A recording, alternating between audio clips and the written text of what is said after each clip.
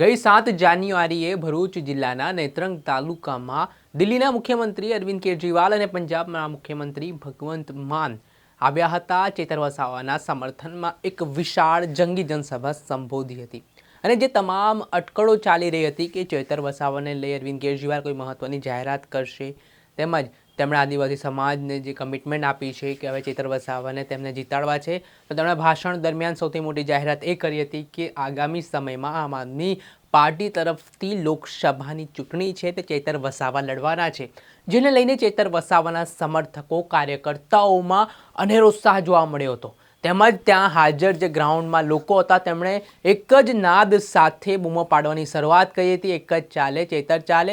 હવે આને લઈને જે સમર્થકો છે તેમને જે આ જાહેરાત થઈ છે તે વિશે શું કહી રહ્યા છે તે વાત કરીશું આ વિડીયોમાં।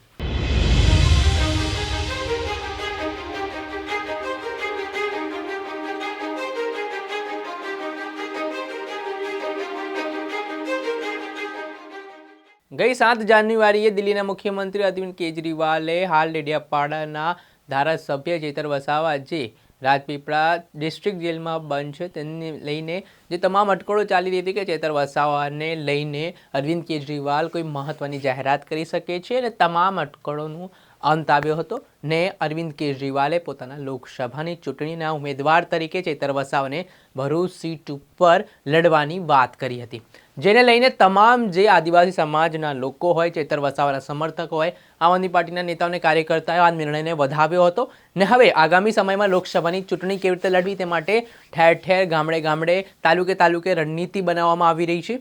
જો કે આ જાહેરાત થઈ છે ત્યારબાદથી સમર્થકો છે તેમનામાં ખુશી તો જોવા મળી છે, પરંતુ આ જાહેરાતને લઈને સમર્થકો શું કહી રહ્યા છે તેમના જ મોઢે સાંભળીએ આપણે તો વધારે સારું રહેશે। ડેડિયાપાડા તાલુકામાં બગોજ ગામમાં જંગલની જમીન ખેડૂત ખેડે છે, એ કપાસ કાપવાનું કેમ ફરજ પડી? નર્મદા જિલ્લામાં બધે જ જગ્યાએ આજુબાજુ આદિવાસી ગામડા છે તે બધું જ ખેતી જંગલ જમીન કરે છે, તો બીજા ગામમાં કેમ નહીં? ચૈતરભાઈ વસાવાના ગામમાં જ કેમ, એમના કુટુંબમાં જ કેમ કપાસ કાપ્યો? આ એક ષડયંત્ર છે અને ખોટી રીતે ફસાવા માટે ચૈતરભાઈને હેરાન કરે છે આ સરકાર। આપનું નામ? મારું નામ છે અમિતાબેન વસાવા, હું ડેડિયાપાડાથી આવું છું અને અમારા આ સમર્થનમાં આવવા માટેનું એક કારણ એ છે કે અમારા આદિવાસી જે સમાજ છે એ હડખે ને પડકે અમારા સમાજને અત્યાચાર થઈ રહ્યો છે, એના માટે અમે આ એક આદિવાસી નેતાના સંગઠનમાં અમે અહીંયા આવ્યા છે। અને બીજું એક એ છે કે અત્યારે આપણે જોવા જઈએ તો 5મી અનુસૂચિ અને જે 73 એની જે જંગલ જમીન છે, સરકાર એવું કહેવા માંગે છે કે 73 એની જે જમીન છે 3 ફૂટ ઉપર આદિવાસીની જમીન છે અને 3 ફૂટથી નીચે જે સરકારની જમીન છે। તો સરકારશ્રીને અમે એવું કહેવા માંગીએ છીએ કે આ જે અત્યાચાર થઈ રહ્યા છે જંગલ જમીનને લઈને, તો આ જે જંગલ જમીન એ અમારો પણ આદિવાસી સમાજનો જે એ નેતા છે એ આદિવાસી સમાજ માટે જ લડે છે। તો સરકારશ્રીને અમે એટલી નમ્ર વિનંતી કરીએ છીએ કે જો અમારા પ્રત્યે આવા જો ખોટા અત્યાચાર કરશો તો પછી અમારો સમાજ ક્યાં જઈને ઊભો રહેશે? અમે ભીખ માંગીશું ને રસ્તા પર ઊભા રહીશું તો પણ અમને ભીખ માંગવા માટે રસ્તામાં જગ્યા ના મળે। હું નેત્રંગનો છું, મુકેશ મારું નામ છે। આજે ભરૂચ અહીંયા નેત્રંગમાં સભા યોજાણી હતી ચૈતર વસાવાના સમર્થનમાં કે જેને જેલમાં નાખવામાં આવ્યો છે, શું કહેશો આપ? એ તો લોકતા હિત માટે લડ્યો છે માણસ, અને એને અપવાદ રૂપે બિન ગુનાહિત જેલમાં પૂરવામાં આવેલો છે।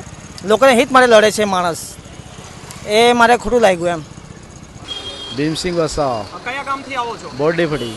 અચ્છા, શા માટે આજે આપ અહીંયા નેત્રંગમાં આવ્યા હતા? આ ચેતરભાઈનું પેલું મીટિંગ રાખવામાં આવ્યો એટલે મેં જોવા આવ્યા। અચ્છા, કેવું કામ છે ચૈતર વસાવાનું? ચેતરભાઈનું બહુ સરસ કામ છે અને પબ્લિક આદિવાસી બી સરસ ભેગી થઈ એ માટે ધન્યવાદ છે। જસુલાબેન અશોકભાઈ વસાવા, ડેડિયાપાડા તાલુકો અને વડપાડા ગામ। અચ્છા, શું કહેશો આજે ચૈતર વસાવાનું નામ લોકસભા ભરૂચ લોકસભા સીટ માટે અરવિંદ કેજરીવાલે જાહેર કર્યું છે, કેવું સમર્થન રહેશે? હા સર, સારું રહેશે। અચ્છા, હા ને સર, ચૈતર વસાવા ચૂંટાઈને ત્યારથી અમારા હોસ્પિટલમાં બી સુધારો થયો છે, હોસ્પિટલોમાં બી સુધારો થયો છે અને ગામોમાં બી સુધારો થયો છે સર।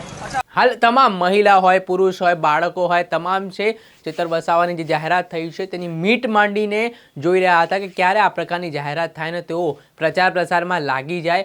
હવે એક સમયે જ્યારે કોંગ્રેસ છે અત્યારે તેમના દ્વારા કોઈ પણ પ્રકારની પ્રતિક્રિયા આપવામાં આવી નથી. ભરૂચ સીટ ઉપર જે ગુજરાતમાં સીટ શેરિંગનો મામલો છે, ગઠબંધન તરફથી અત્યારે શું નિર્ણય લેવામાં આવ્યો છે, ઇન્ડિયા એલાયન્સની બેઠક ક્યાં સુધી પહોંચી તે પહેલાં જ આમ આદમી પાર્ટીએ તો પોતાનો ઉમેદવાર છે ભરૂચ સીટ ઉપરથી ઘોષિત કરી દીધા છે કે ચેતર વસાવા આગામી લોકસભાની ચૂંટણી લડશે. જો કે મીટ એટલા માટે મંડાઈ રહી હતી કે સત્તાવાર કોઈ જાહેરાત છે તે સુપ્રીમો તરફથી કરવામાં નથી આવી હતી, ને હવે આમ આદમી પાર્ટીના સુપ્રીમોએ આ વાત ઉપર મોહર લગાવી દીધી છે. જોવાનું એ રહ્યું કે કોંગ્રેસ છે તે ઇન્ડિયા એલાયન્સને સાથે રાખીને ચાલશે, એટલે કે તે ભરૂચ સીટ ઉપર જે સીટ શેરિંગ થવાની છે એલાયન્સમાં તેમાં પોતાનો ઉમેદવાર ઊભા નહીં રાખે, કે પછી આગામી સમયમાં આ જે આમ આદમી પાર્ટી છે, કોંગ્રેસ છે, તે પોતાના અલગ અલગ જે ઉમેદવારો છે તે ઊભા રાખશે. તો સમય જ બતાવશે. દર્શક મિત્રો, અત્યાર સુધીમાં બસ આટલું. આવવાનું આ વિડીયો સાથે આપણે માહિતગાર કરતા રહીશું. નવજીવન ન્યૂઝની ચેનલને લાઇક કરો, સબસ્ક્રાઇબ કરો અને શેર કરવાનું ભૂલતા નહીં.